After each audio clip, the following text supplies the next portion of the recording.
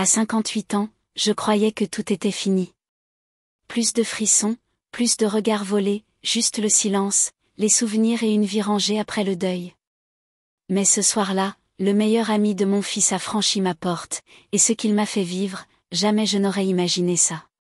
Installe-toi, respire et écoute bien, parce que ce que je vais te raconter pourrait réveiller quelque chose en toi aussi. Si tu as déjà aimé en secret, si tu as déjà eu peur de recommencer à vibrer, reste jusqu'au bout, parce qu'ici, on parle vrai, on parle d'âme et de renaissance. Je ne cherchais rien, absolument rien. À 58 ans, 2 ans après la mort de mon mari, j'étais figée, éteinte. Mon quotidien tenait dans un agenda millimétré, les courses le mardi, les lessives le vendredi, les visites au cimetière le dimanche. Je n'attendais plus rien, ni surprise, ni émotion, ni tendresse.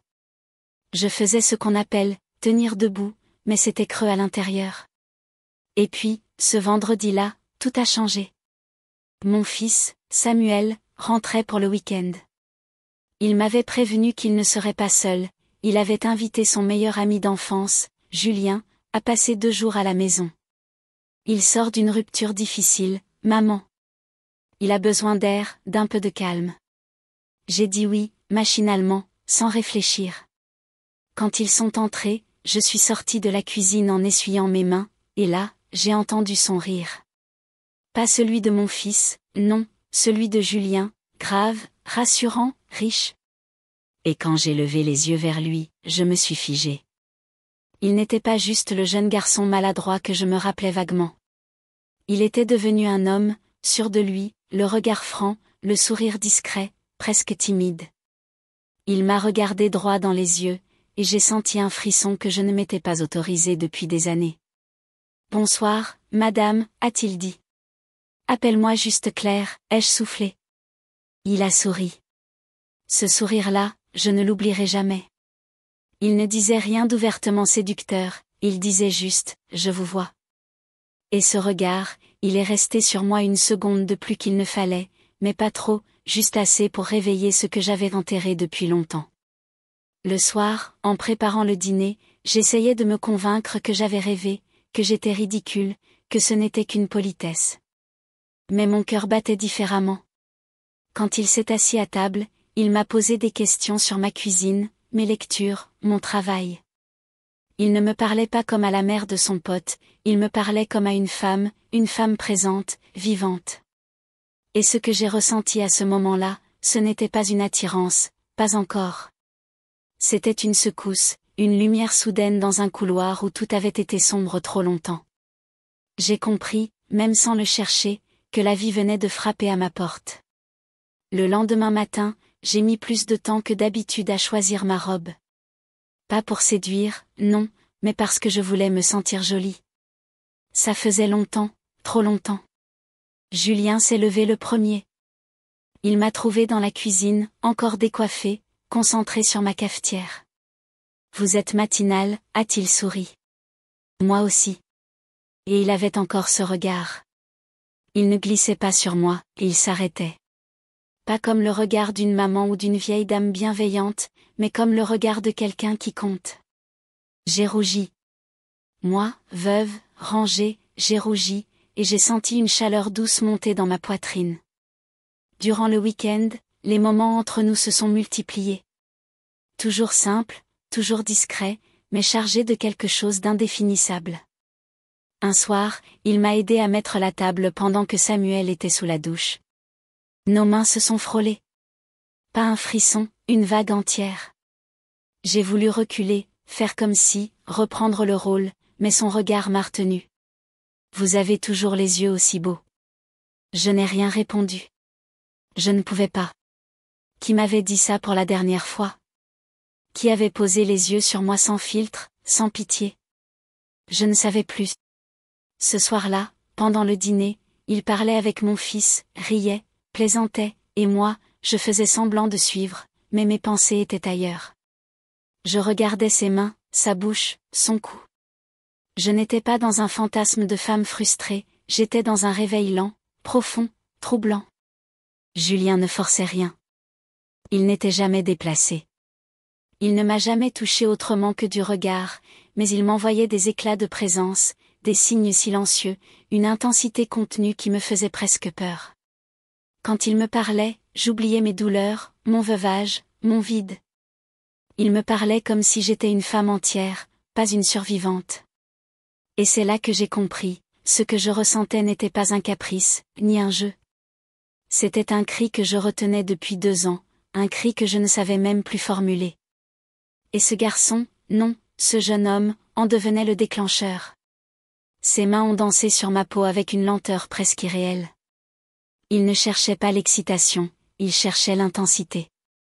Chaque baiser, chaque geste, chaque soupir était une offrande, pas une performance, un lien. Et quand nos corps se sont unis, j'ai senti une vague, une montée lente, profonde, incontrôlable. J'ai pleuré, encore, mais cette fois en gémissant de bonheur. Je n'avais jamais connu ce genre de plaisir, un plaisir qui allait au-delà de la chair, un plaisir qui me faisait renaître. Il m'a tenu longtemps après, dans ses bras, sans parler, comme s'il savait, comme s'il avait compris que ce n'était pas seulement un moment pour moi, c'était une libération.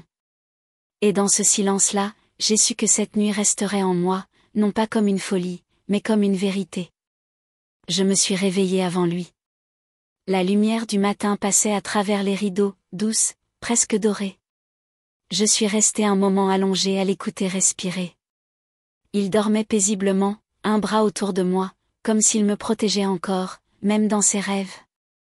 Je n'osais pas bouger, pas parce que j'avais peur de le réveiller, mais parce que je voulais prolonger cette sensation, cette chaleur, ce calme, ce sentiment que, pour une fois, je n'étais plus seule dans mon lit, ni dans ma peau pointée puis, tout doucement, je me suis levée, pieds nus, sans bruit.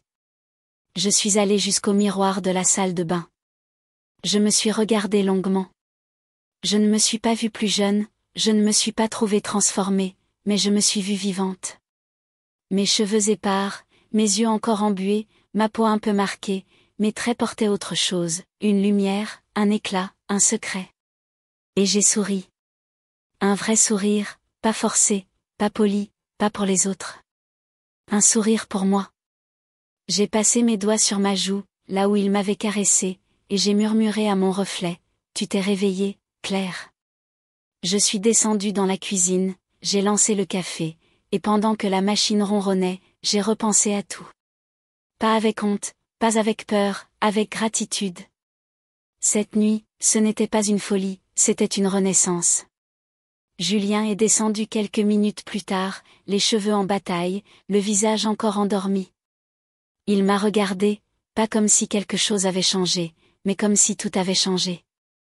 Il s'est approché, il m'a serré contre lui, sans un mot. Aucune gêne, aucune fuite, juste cette étreinte silencieuse, profonde, sincère. Puis il a murmuré à mon oreille, « Merci pour hier soir. Merci d'être toi. » J'ai senti mes larmes monter à nouveau, pas de tristesse, mais de tendresse pure. Parce que dans cette phrase, il n'y avait ni promesse, ni attente. Il n'y avait que la reconnaissance d'un instant vrai. Et ce matin-là, je me suis juré de ne plus jamais m'oublier.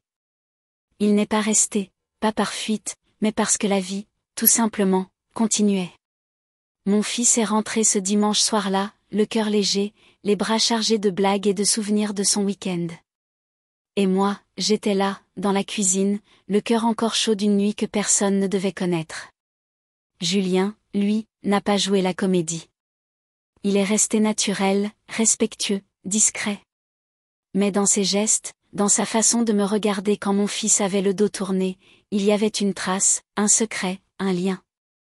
Il ne m'a pas recontacté le lendemain, ni le jour suivant. Pas un message, pas un appel. Mais je n'ai pas eu mal, parce qu'il ne m'avait rien volé, rien promis. Il m'avait simplement donné un fragment d'éternité, et ce genre de choses ne demande pas à être prolongé. Il demande juste à être honoré. La semaine est passée comme dans un flou. Je reprenais mes habitudes, mais plus rien n'avait le même goût. Les livres que je lisais me parlaient autrement. Le café du matin avait une douceur nouvelle. Mon reflet dans le miroir ne m'effrayait plus. J'avais été touchée, éveillée, pas par un coup de foudre, mais par un sursaut d'âme. Et pourtant, oui, un matin, j'ai senti une absence, un léger vertige, comme si son parfum flottait encore dans l'air. J'ai eu envie de le revoir, de l'entendre frapper à ma porte, de le retrouver, ne serait-ce qu'une seconde, dans ce regard qui m'avait fait renaître. Mais il n'est pas venu, et au fond, je crois que c'était mieux ainsi. Parce que ce genre de rencontre ne s'abîme pas dans le quotidien. Elle reste suspendue, intacte. Elle ne s'use pas, elle transforme. Et moi, je n'étais plus la même femme. Pas une adolescente amoureuse, pas une veuve désespérée, juste une femme qui avait retrouvé son cœur. Et c'était suffisant. Julien est reparti, et avec lui, ce souffle court, cette tension douce dans l'air. Mais ce qu'il m'a laissé ne s'est pas envolé. Non, il n'a pas laissé un vide, il a laissé une lumière. Ce n'était pas juste une nuit d'amour. Ce n'était pas un moment volé, un écart de conduite, une pulsion de chair. C'était une révélation. Il m'a tendu un miroir que je refusais de regarder depuis des années, pas à cause des rides, pas à cause de l'âge, mais parce que je pensais que je ne méritais plus d'exister autrement que dans le silence. Et dans ce miroir, j'ai vu une femme, pas parfaite, mais complète, pas jeune, mais pleine de vie. J'ai vu mes failles, mes cicatrices, mes années, et j'ai vu qu'aucune de ces choses ne m'enlevait ma valeur. Au contraire, elles étaient mon histoire. Julien m'a rappelé que je n'étais pas figée dans mon deuil, que je n'étais pas vouée à attendre la fin dans un rôle de mère ou de veuve. Il ne m'a pas sauvée, il m'a réveillée. Depuis cette nuit, je marche autrement, je respire autrement. Je m'habille pour moi, avec soin, avec fierté. Je me regarde dans les yeux, et je me reconnais. Je n'attends pas qu'un homme me dise que je suis belle, parce que je le sais, je le ressens. Je n'attends plus l'amour comme un miracle, je l'ai trouvé en moi. Et s'il doit revenir, sous une autre forme, un autre visage, un autre souffle, je serai prête. Mais je n'ai plus peur, je ne me cache plus. À 58 ans, j'ai vibré, j'ai pleuré, j'ai frissonné, et je sais maintenant que le cœur n'a pas d'âge. Julien m'a offert une nuit, mais cette nuit-là, c'est une vie entière qu'il a rallumée. Et si tu m'écoutes aujourd'hui, toi qui as peut-être cru que c'était fini, je veux te dire ceci, tu n'es pas fini, tu es en pause. Et parfois, il suffit d'un regard pour allumer tout un monde.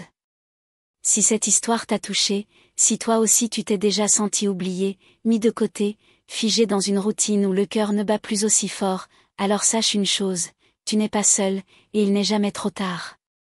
Ici, chaque semaine, je raconte des histoires vraies, des histoires qui réveillent, qui réparent, qui te rappellent que la tendresse, la passion et la lumière peuvent revenir quand on s'y attend le moins.